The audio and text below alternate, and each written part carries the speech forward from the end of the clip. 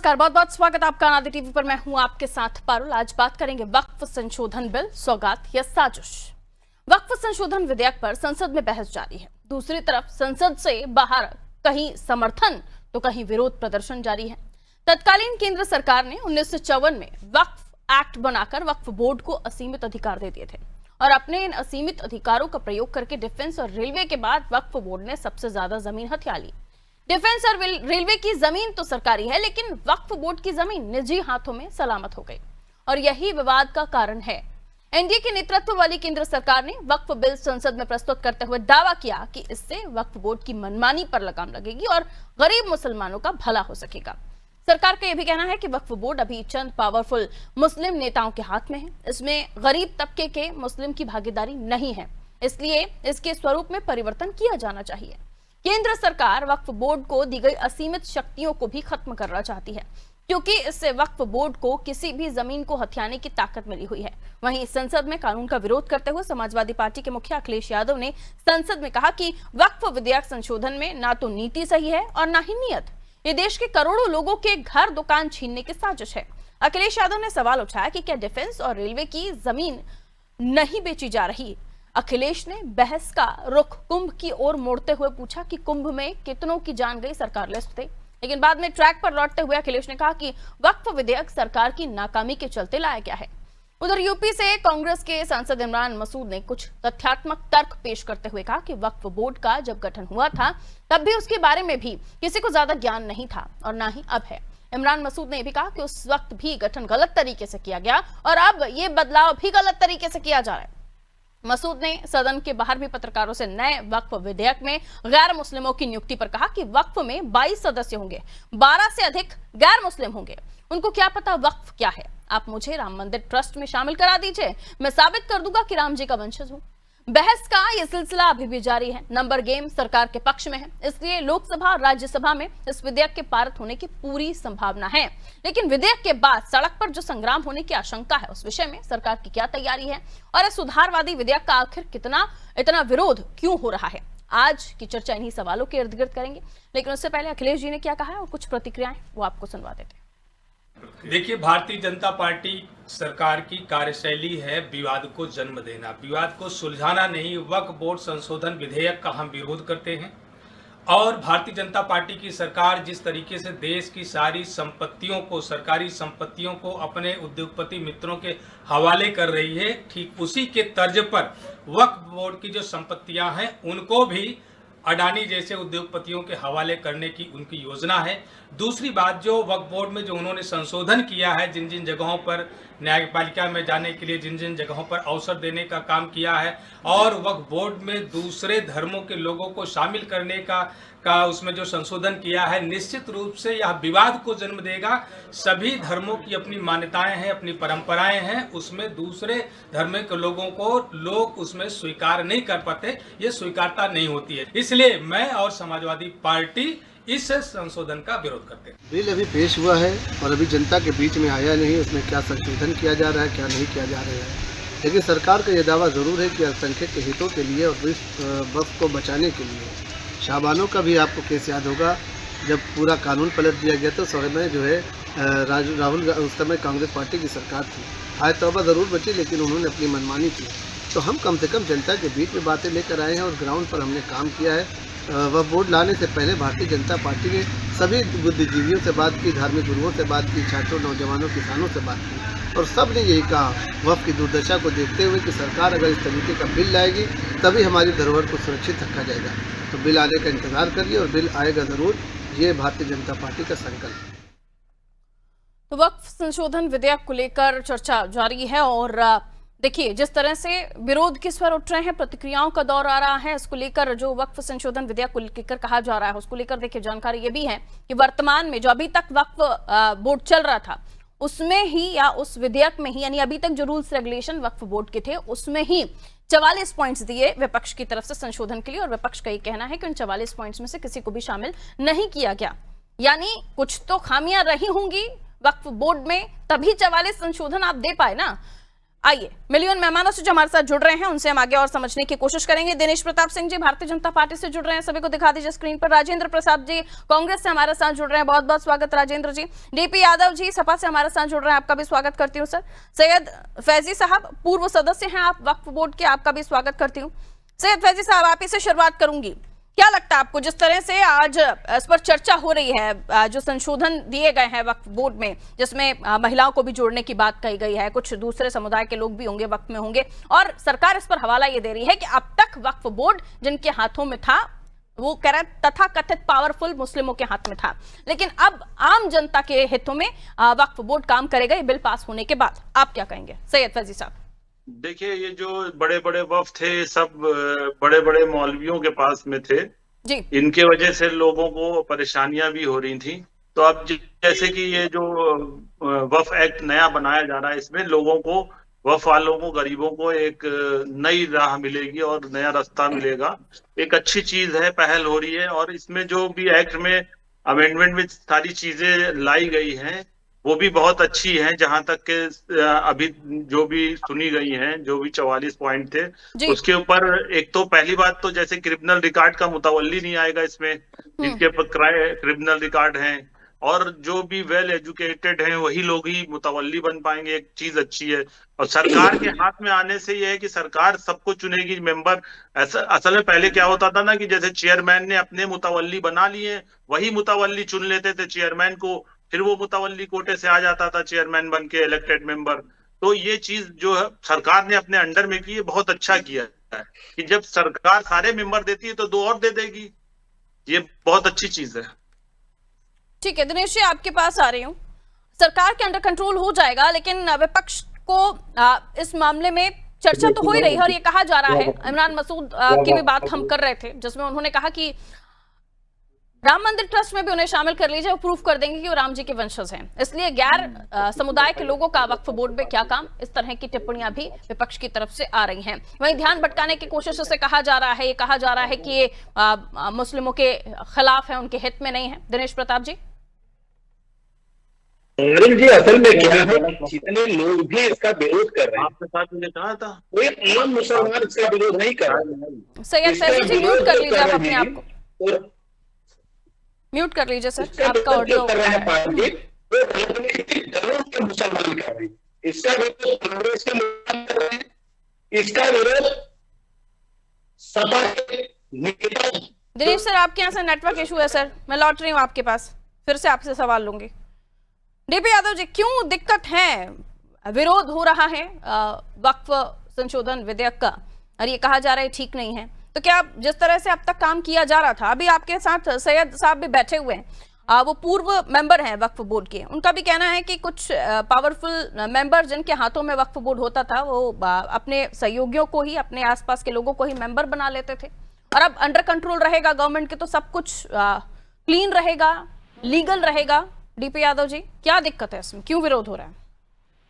जी देखिए, जब से भारतीय जनता पार्टी की सरकार बनी है पारुल जी केंद्र में, सरकार ऐसे ऐसे कानून लाने का प्रावधान कर रही है जो कहीं न कहीं जनता के हित में नहीं है, और इन कानूनों का असर ये हो रहा है कि लोग सरकार से नाराज हो जा रहे हैं। अभी आपको हमको याद होगा कि कुछ दिन पहले कोरोना काल में जिस तरह से भारतीय जनता पार्टी की सरकार ने 3 कृषि कानून बिल लाए थे जिसका जमीनी स्तर पर बहुत विरोध हुआ, सरकार ने पूरी कोशिश की कि उन कानूनों को लोगों के ऊपर, किसानों के ऊपर थोप दिया जाए, लेकिन किसान अडिग नहीं हुए। किसानों ने उसका विरोध किया और सरकार को अंततः झुकना पड़ा, नरेंद्र मोदी जी को झुकना पड़ा और उन तीनों काले कृषि कानूनों को वापस लेना पड़ा। इसी तरह से जो वक्फ बोर्ड है उसके जमीन को कब्जा करने के लिए सरकार अपने जो मित्र हैं, सरकार जो पूंजीपति मित्र हैं, उनको देने के लिए इस बिल की आय में कहीं न कहीं इसमें संशोधन करके इन सारे कानूनों को लाने का काम कर रही है। देखिए, इसका विरोध तो होगा निश्चित रूप से, क्योंकि ये अनकॉन्स्टिट्यूशनल है और जिस तरह से इसका सरकार इसको कानून बना करके लाने की कोशिश कर रही है वो दुखद और दुर्भाग्यपूर्ण है। एक पैराग्राफ उस बिल में ये मेंशन है कि वक्फ की जो वैध और अवैध जमीनें, तो अवैध कौन घोषित करेगा? सरकार के लोग ही ना घोषित करेंगे कि अवैध कौन सी जमीन है। सारा खेल इसी का है।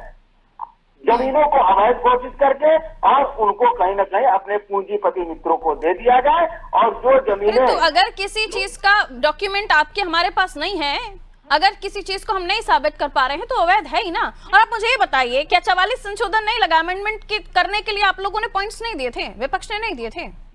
दिए थे ना, क्यों दिए थे? सरकार ने माना कहा उस बात को?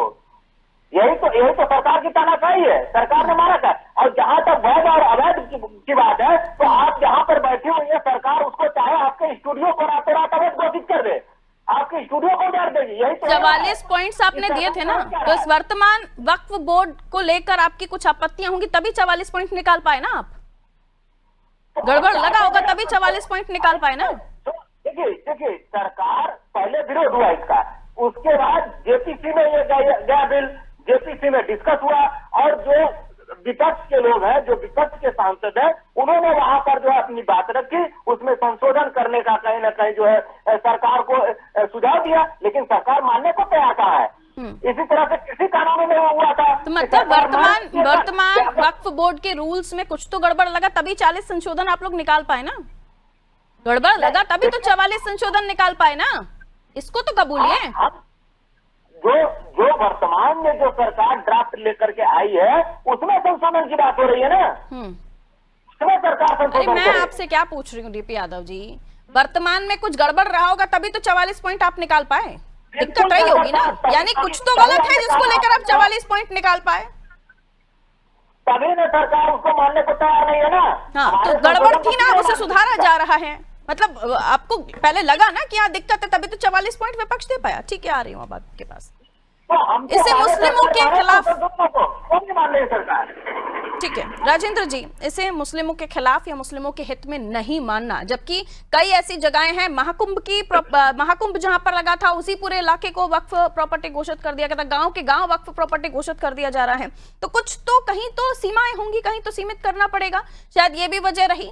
और इनसे, जैसे कि अभी पूर्व सदस्य बैठे हुए वक्फ बोर्ड के खुद हमारे साथ, वो तो खुद हकीकत बता रहे हैं कि जो पावरफुल लोग हैं वो अपने ही लोगों को रख लेते थे, तो फिर न्याय की उम्मीद किससे, क्या करेंगे आप? पारुल जी, पूर्व सदस्य क्या बता रहा है क्या नहीं बता रहा है, अगर उनके बताने से सब कुछ सत्य है, वो ही काम बीजेपी भी कर रही है। जब आपने जेपीसी बनाई थी तो वो जेपीसी की जो भी चर्चा हुई थी उस पे, या जो भी पॉइंट थे, उसको आपने लाके सदन में क्यों नहीं रखा सबके सामने? आप चर्चा करा रहे हैं 8 घंटे 10 घंटे, जो भी चर्चा चल रही है 18 घंटे, लेकिन आपने उन पॉइंटों को लाके सामने क्यों नहीं रखा? क्योंकि वो पॉइंट इनको कब्जा करने के लिए कहीं ना कहीं जो है बेदखल कर रहे थे। ये जिस तरीके से जो है अपना आगे का रास्ता बना रहे हैं, इन्होंने देखिए रेलवे की जमीनें इन्होंने सब खुर्द-बुर्द कर दी, इन्होंने रक्षा मंत्रालय की जमीनें खुर्द-बुर्द कर दी। अब इनकी निगाह पड़ी है वक्फ बोर्ड पर। वक्फ बोर्ड की जमीनें जो हैं वो देश में इन्होंने देखा, क्योंकि इनको केवल और केवल एक ही लालसा है कि कैसे भी करके जो है इस देश का पैसा लूटा जाए और मित्रों की सरकारी जमीनों पे किसी के प्राइवेट बंगले बने हुए हैं क्या सर? क्या चीज आप कह रहे हैं बीजेपी भी यही कर रही है, तो सरकारी जमीनों पे किसी प्राइवेट बंगले को बनाकर रखा हुआ है क्या? अरे आप देखिए ना, आप ये पड़ताल कराइए। आरोप आप लगा रहे हैं तो आपके पास कुछ तो तथ्य होंगे आरोप के। मैं किसी बुनियाद पे ही तो आरोप लगा रहा हूँ। किस बुनियाद पे आप आरोप लगा रहे हैं? मैं वही तो पूछ रहा हूं। आप ये सिद्धाइए। अरे अभी कश्मीर में इतना ढिंडोरा पीटा गया कि 370 हटा दी। आखिर उस 370 में से कौन सा पॉइंट हटा था? उस 370 में से कौन सा पॉइंट हटा था? आपने कहा कि आप दिखवाइए, आपके पास कुछ तथ्य है, प्रूफ है जिसके तहत आप बात कर रहे हैं? अरे कि मित्रों का वहां जो है बिजनेस शुरू हो जाए। आपने किसानों के जो आप किसानों के बिल लेके आए थे किसानों के लिए, किसानों को लेकर आना वाला कानून और वक्फ बोर्ड का संशोधन, वक्फ बिल संशोधन, ये दोनों बहुत अलग हैं सर।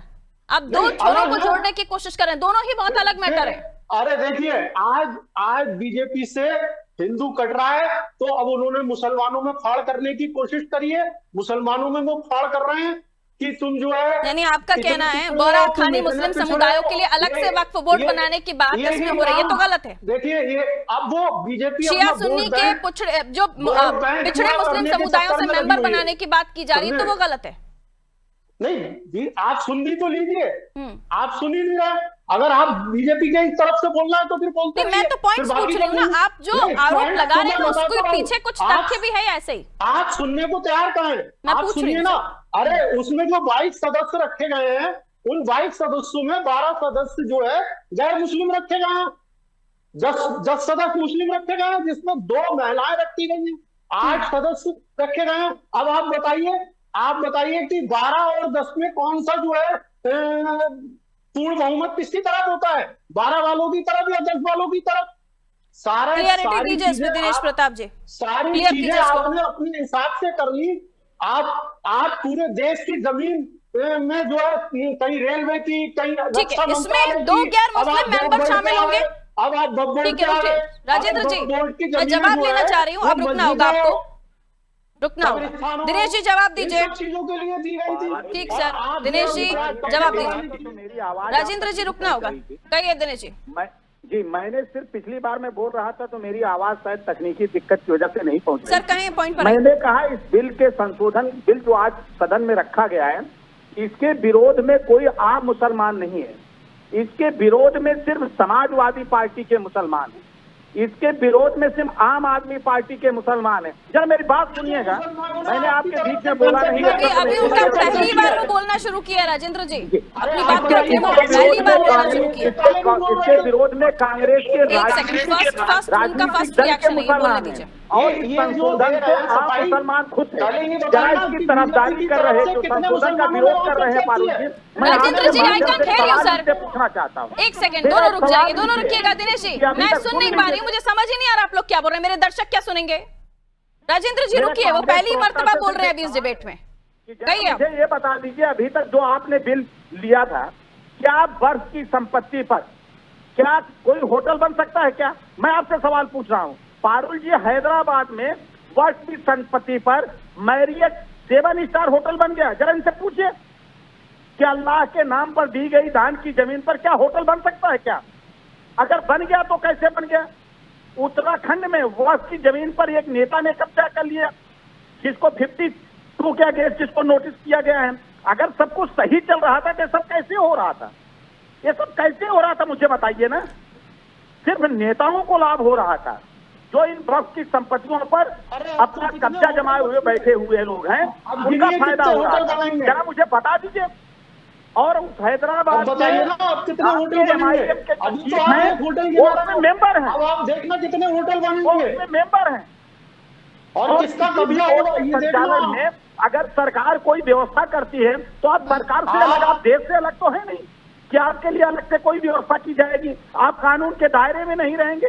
आप जो भी संपत्ति कह देंगे कि संपत्ति वक्फ की है तो वक्फ की हो जाएगी। आपने पार्लियामेंट को कह दिया, आपने नहीं तो वो ये भी कह रहे हैं ना कि आप इसके तहत इलीगल साबित करके प्रॉपर्टी को उसको आप दूसरों को बेच देंगे, ये भी आरोप लगा रहे हो आपके ऊपर।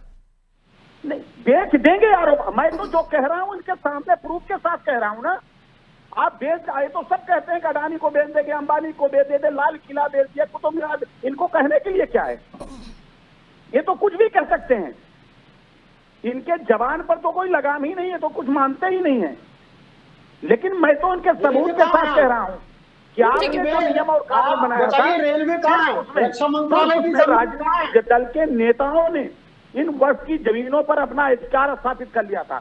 मुझे बताइए कितने कल्याण आपने होना है जितना ठीक है, आइए सैयद साहब, महिलाओं के हाथ में मुस्लिम महिलाओं तो मैं के डिबेट से बचिए सर, दर्शकों का समय खराब होता है, समझ में नहीं आता कुछ भी। सैयद फैजी साहब, क्या वाकई वक्फ की जमीनों को इलीगल बताकर कुछ और कंस्ट्रक्शन करा दिए जाएंगे, या किसी को बेच दिया जाएगा, या किसी बिजनेसमैन को फायदा पहुंचाने के लिए ऐसा किया जा रहा है? आपको लगता है ऐसा? अगर वक्फ की जमीन है तो उसके पास कागज भी होंगे, कागज है तो प्रूफ है तो फिर वो जमीन वक्फ की है, सीधी सी बात है, इसमें कुछ भी उलझाने वाली चीज तो है ही नहीं। लेकिन अगर नहीं है कागज, तो आपके हमारे पास भी कागज नहीं है, तो फिर उसे आप उसे इलीगली मानेंगे? ये लॉ में ही तो लेकर आया जा रहा है ना, इसको गलत कैसे कह सकते हैं? और ऐसा हुआ है, कई जगहों पर वक्फ की जमीनों का गलत इस्तेमाल किया गया है, कई सारे एग्जाम्पल हैं इसको लेकर। जी अनम्यूट कर लीजिए सैयद साहब, अनम्यूट कीजिए, आपका डिवाइस म्यूट है।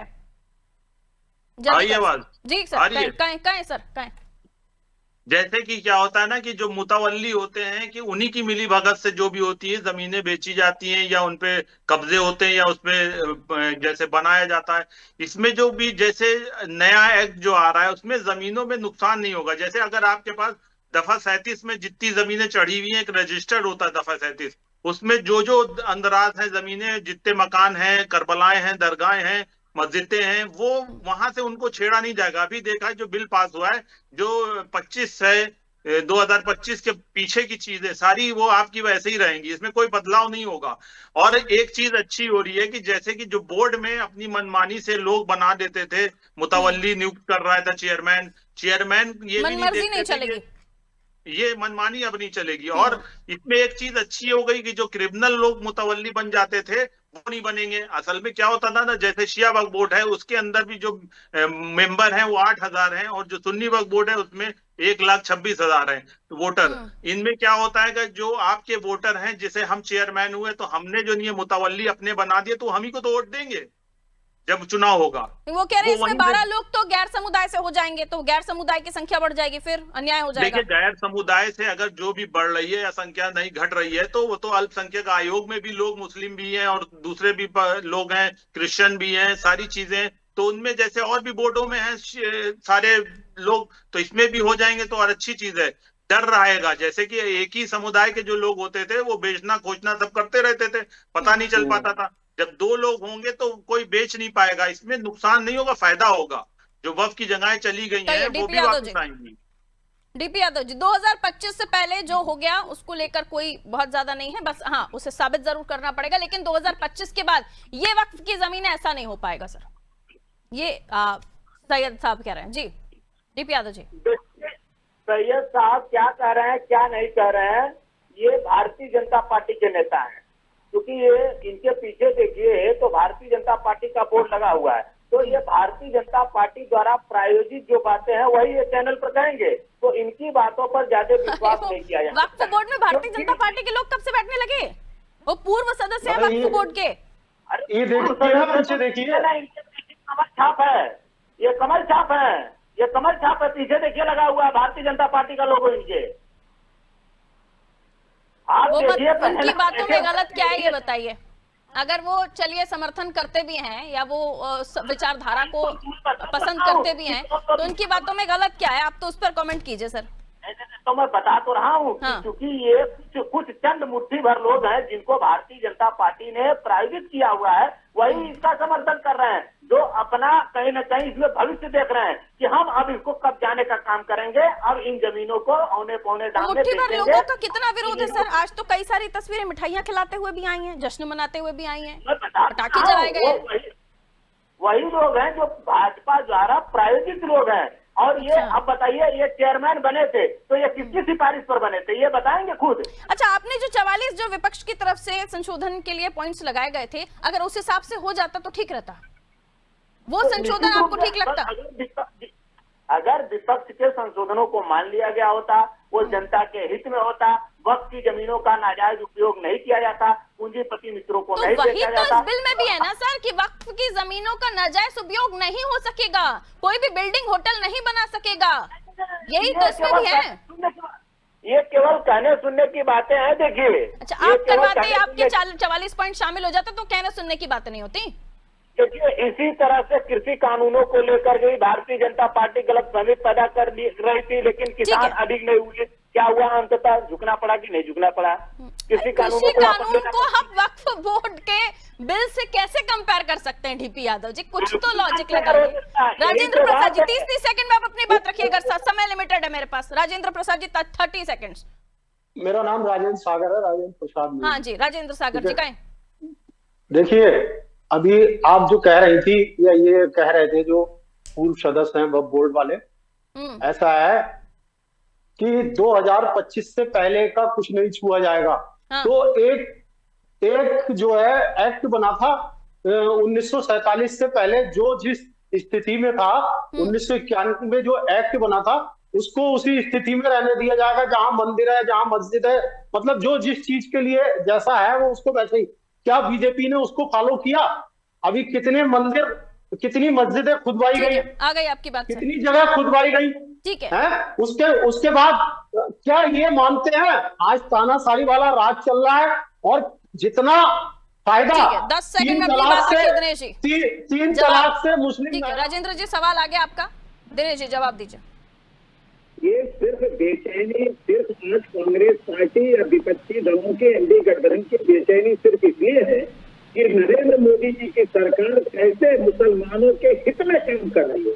ठीक है, और आम मुसलमान जो है वो नरेंद्र मोदी जी के जितने भी उम्मीद करते हैं अब इस amendment कब तक लाए बिल में जब संशोधन होकर ये बिल पास होगा, क्योंकि चांसेस नंबर गेम के हिसाब से यही है कि ये बिल पास हो जाएगा, उसके बाद क्या होगा इस पर नजर होगी। बहुत बहुत शुक्रिया आप सभी का हमारे साथ चर्चा में जुड़ने के लिए। देखिए बहुत कुछ चीजें हैं जो यहाँ पर हैं भी, अच्छी भी हैं, जिसमें 2 गैर मुस्लिम मेंबर को शामिल किया जाएगा, महिला मुस्लिम मेंबर को, और शिया सुन्नी सहित पिछड़े मुस्लिम समुदायों को भी इसमें मेंबर बनाया जाएगा। बहरी अखानी मुस्लिम समुदायों के लिए अलग वक्फ बोर्ड बनाया जाएगा। लोकसभा से 2 राज्यसभा के 1 सांसद यहाँ पर इसमें रख सकेंगे, और भी कई सारे बदलाव हैं जिसमें ट्रांसपेरेंसी आप कह सकते हैं कि आ जाएगी। कोई भी अपना अगर कोई पावरफुल मुस्लिम है उस कमेटी में या उस वक्फ बोर्ड में, तो वो अपने लोगों को मुतलवी नहीं बना सकेगा, उसका जोर नहीं चल सकेगा जो अब तक होता आ रहा था। अब तक वक्फ बोर्ड की जमीन का कोई भी इस्तेमाल कर सकता था या कर रहा था, जो आपने देखा कई सारे एग्जाम्पल दिए जा रहे थे, वो नहीं हो सकेगा। और 2025 के पहले की प्रॉपर्टीज को हाथ नहीं लगाया जाएगा उन्हें, लेकिन प्रूफ जरूर करना होगा, पेपर्स होंगे। उसके बाद ऐसा वक्फ बोर्ड किसी भी जमीन को लेकर दावा नहीं कर सकेगा। ये कुछ ऐसे बदलाव थे जो होना जरूरी थे। अभी तक जो वक्फ बोर्ड चल रहा था उस पर 44 संशोधन विपक्ष ने दिए हैं, और उसी वक्फ बोर्ड को लेकर जो बदलाव यानी अब जो बिल आया है उसको लेकर अब आरोप प्रत्यारोपों का दौर है। इसी को लेकर आरोप लगाए जा रहे हैं, नाजायज उपयोग ना हो वक्फ बोर्ड की जमीन का, ये कह रहा है विपक्ष, और उसी को लेकर जो कानून लेकर आया उसका विरोध हो रहा है। खैर दीजिए इजाजत, रखिए अपना ख्याल, नमस्कार।